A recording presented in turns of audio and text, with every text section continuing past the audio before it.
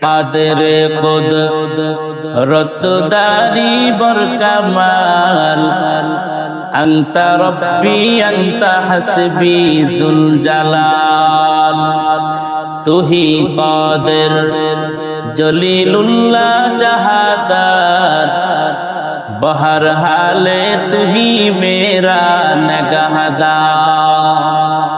আল্লাহ বলে গোলাম তুই কি খাইবি?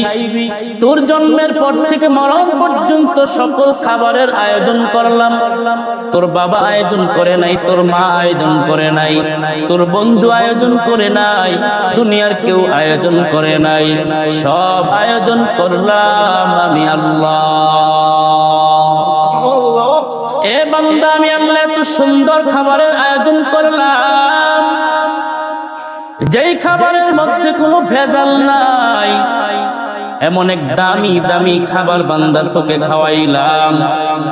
বান্দা তুই খাবার খাইতে খাইতে খাইতে খাইতে এক সময় তোর শরীরটা অনেক শক্তিশালী হয়ে যাবে, তুই হবি অনেক শক্তিশালী বান্দা।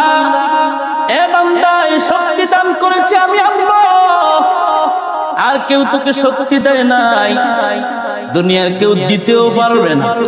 কারণ দুনিয়ার মানুষের ক্ষমতা যেখানে গিয়ে শেষ হয়, ওইখান থেকে মাত্র আমার আল্লাহর কুদরত শুরু হয়ে যায়।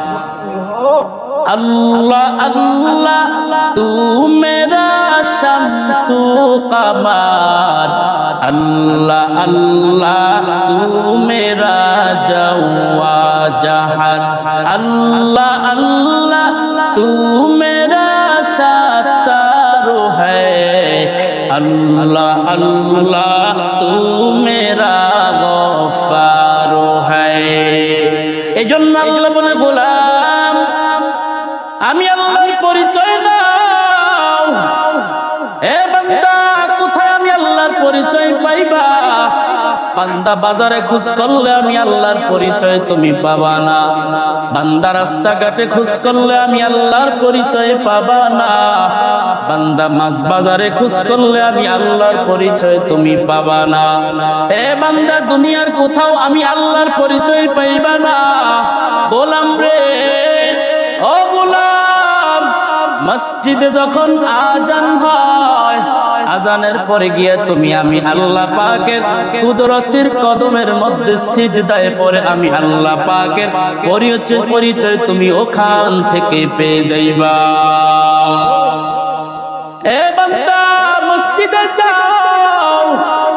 মসজিদ এমন একটা নিয়ামত, এমন একটা দামি জায়গা, সাপ যেমন গর্ত না হইলে মজা পায় না, আল্লাহর কিছু ইমানদার, কিছু আল্লাহওয়ালা এই জমিনে আছে, ওরা মসজিদ না হলে এরা মজা পায় না।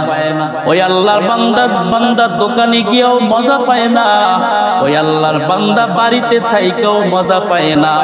ওই আল্লাহর বান্দা এত শান শৌকত, এত সম্মানের চেয়ার, বান্দা এত সম্মানের চেয়ারে বৈশাও মজা পায় না। আজান হইলে দেখবেন কিছু আল্লাহর বান্দা, আপনি ওনাকে রশি দিয়ে বাইধাও রাখতে পারবেন না। আল্লাহর বান্দা কোটি কোটি টাকার মালিক, গাড়ির মালিক, বাড়ির মালিক, সম্মানের মালিক, কিছু অভাব নাই। আল্লাহর গোলাম চিন্তা করে দেখলো, আমার গাড়ির অভাব নাই, আমার বাড়ির অভাব নাই, আমার সম্মানের অভাব নাই, আমার সন্তানের অভাব নাই, আমার যেটা অভাব আছে সেটা হলো আমার আল্লাহ। আমি আমার সব পাইলাম, কিছু আল্লাহকে পাইলাম না। রহমতের নবী, মায়ার নবী জানায়, ওরে উম্মত, তোমরা দুনিয়ার সব পাইছো কিন্তু আল্লাহকে পাও নাই, তুমি কিছুই পাও নাই। দুনিয়ার কিছুই পাও নাই, তুমি আল্লাহকে পাইছো, তুমি সব পেয়ে গেছো। এজন্য ভাই, আল্লাহকে যদি পেতে চাও, বান্দা মসজিদে ছুটে আসো।